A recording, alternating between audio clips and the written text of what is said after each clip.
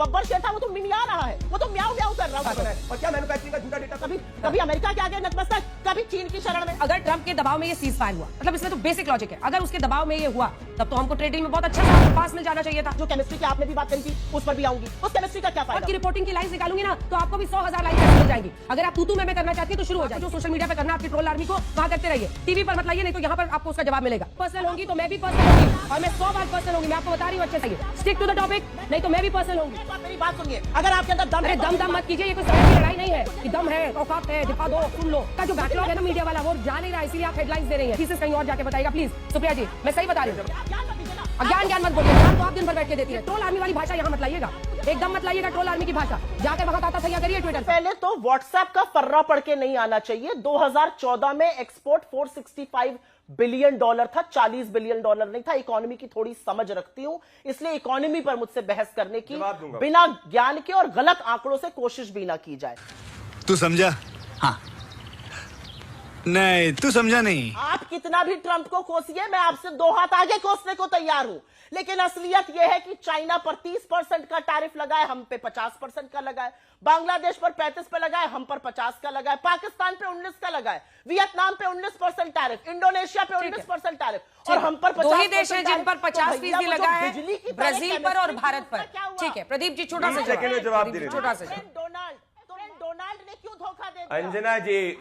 अंजना जी आज इकोनॉमी पे ज्ञान, आप इनके बीच में नहीं बोलिए, ये देखिए, बोलिए, दो लेवल की बात। आज इकोनॉमी पे ज्ञान मैं बोल रहा हूं, आज इकोनॉमी पे ज्ञान वो लोग दे रहे हैं जिन्होंने इस देश में जब सत्ता छोड़ी थी, इस देश में current account deficit record high पे था, फ्रेजाइल 5 में इकोनॉमी थी। हर आर्थिक एजेंसी कह रही थी भारत जो है ग्लोबल इकोनॉमी को पुल डाउन कर रहा था, आज भारत जो है ग्लोबल इकोनॉमी को पुल अप कर रहा था। एक सिंपल उदाहरण देखिए, ये बीच में ये डिफेंस पे 4,312 करोड़ था इनका एक्सपोर्ट। इस सज्जन को क्या तकलीफ है भाई? जब इन लोग की समय थी, जब हम लोग के समय में 80,000 करोड़ से ज्यादा तक स्थिति हो चुकी है। ये देश को इंपोर्टर बना के रखे थे, क्या बात कर रहे हैं, एक्सपोर्ट डबल हो चुका है। ये इनकी आर्थिक ज्ञान जो देश ने लिया था, देश का बेड़ा गर्क हो गया था। ट्विन डेफिसिट की बात लोग करते थे, करंट अकाउंट डेफिसिट और फिस्कल डेफिसिट, यही आर्थिक ज्ञान की वजह से। और इनका खुद का लॉजिक ये प्रूव कर रहा है कि प्रधानमंत्री नरेंद्र मोदी जी ने किसानों और एमएसएमई का हित रखे। ये क्या चाहती थी कि किसानों के व्यापार को खोल दें, भारतीय किसानों को नुकसान हो जाए। आज हम मिल्क के सबसे नंबर 1 प्रोडक्शन है, आज डेयरी का नंबर 1 प्रोडक्शन है, और उसके आधार पर हमने यूके के साथ एफटीए किया। ये तो जाके आसियान के मुल्कों के साथ एफटीए करते थे जहां पे रिटर्न में हमको कुछ नहीं मिलता था। ठीक है, हो गया, चलिए। इससे एक बात बीजेपी से समझना चाहती हूं, जो बीजेपी के प्रवक्ता है या आपके जो बिजनेस एडिटर है उनसे मैं समझना चाह रही हूं। जब मोदी जी कहते हैं रुपया काला हो या गोरा हो उससे मुझे फर्क नहीं पड़ता, ये कैसे कह सकते हैं? आप इसको समझाइए कि ये काली इकोनॉमी को या दुबई जैसी इकोनॉमी को कैसे प्रमोट कर सकते हैं। और एक छोटी सी बात मैं यहां पे कहना चाहती हूं अंजना जी, एक नेगोशिएटिंग टेबल पर रेप्यूटेशन होती है। हिंदुस्तान की एक साख रही है, हिंदुस्तान की एक रेप्यूटेशन रही है। हिंदुस्तान को डेवलपिंग नेशंस अपना मॉडल मानते थे, इंडस्ट्रियल प्रोडक्शन के चलते, कोऑपरेटिव सेक्टर के चलते, सोशल सेक्टर के चलते। आज कहां है हमारी साख? आज प्रधानमंत्री प्रदीप जी कुछ कहते हैं, कभी अमेरिका के आगे नतमस्तक, कभी चीन की शरण में। अरे नतमस्तक होते तो ट्रेड एग्रीमेंट हो जाता ना सुप्रिया जी। सुप्रिया जी ट्रेड एग्रीमेंट हो जाता ना। अब 2 नाव की सवारी आप कैसे करेंगे? एक सेकंड, एक सवाल सुनिए, इतना गुस्सा ठीक नहीं है। सवाल सुनिए, एक सवाल सुनिए ना, एक सवाल, सिंपल सी बात है। अगर ट्रंप के दबाव में ये सीज फायर हुआ, मतलब इसमें तो बेसिक लॉजिक है, अगर उसके दबाव में ये हुआ तब तो हमको ट्रेड डील में बहुत अच्छा सा पास मिल जाना चाहिए था। अगर वो टैरिफ भी 50% लगा रहे तो जाहिर तौर पर भारत नहीं झुका ना। दोनों नाव की सवारी कैसे कीजिएगा? अरे अंजना जी अब मेरी बात सुनिए। हाँ। अंजना जी देखिए, 2 नाव की सवारी पर तो फिर मैं बिजली वाली जो केमिस्ट्री की आपने भी बात करी थी उस पर भी आऊंगी। तो रुको जरा, सबर करो। केमिस्ट्री का क्या फायदा? और थी उस समय केमिस्ट्री करके कुछ नहीं होगा। ये एक सच्चाई थी कि दोनों में केमिस्ट्री थी उस वक्त। जिस वक्त जो हालात रहते वैसे ही रिपोर्टिंग होती है, इसलिए बिजली करने से कुछ नहीं होगा। मेरे सवाल का जवाब दीजिए। फायदा हुआ? हाँ। अगर आपको तू मैं पे ही उतरना है तो फिर अच्छे से कीजिए। जवाब दूंगी, बिजली करने से होगा। हाँ। अगर रिलेशन अच्छे थे और दोनों एक दूसरे के साथ इस तरह से मिलते थे तो उसकी चर्चा वैसे ही होती थी और उसी तरीके से बोला जाता। आपकी रिपोर्टिंग की लाइंस निकालूंगी ना तो आपको भी 100,000 लाइंस ऐसी मिल जाएंगी। अगर आप तू मैं करना चाहती है तो शुरू हो जाइए, आप भी बोलिए, हम भी आपको बोलेंगे। और ये जो ट्रोल आर्मी लेकर आप लोग सोचते हैं कि बिजली पे कुछ कर देंगे, उससे कुछ नहीं होगा। जिस वक्त जो परिस्थिति रहती है और जो एक वक्त पर दोनों के बीच में केमिस्ट्री दिखती थी, उस पर सबने लिखा, सबने बोला।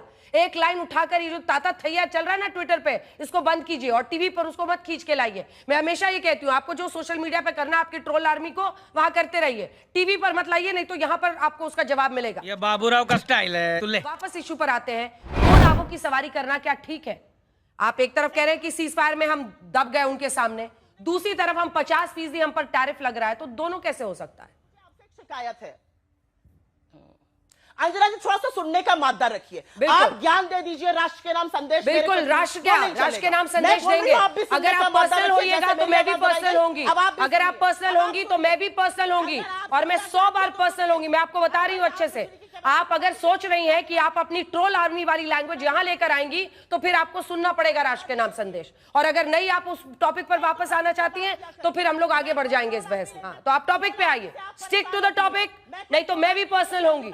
Stick to the topic ma'am, stick to the topic ma'am, stick to the topic ma'am. जिस वक्त जो केमिस्ट्री थी, उस केमिस्ट्री की बात हो रही थी और उस केमिस्ट्री पर सब बोल रहे थे। चलिए अब वापस टॉपिक पर आइए। तो आप मेरी बात सुनिए, अगर आपके अंदर दम अरे है तो दम आप मेरी दम बात मत कीजिए, ये कोई सड़क की लड़ाई नहीं है, ये सड़क की लड़ाई नहीं है कि दम है, औकात है, दिखा दो, सुन लो, ये सब की सड़क की लड़ाई नहीं है।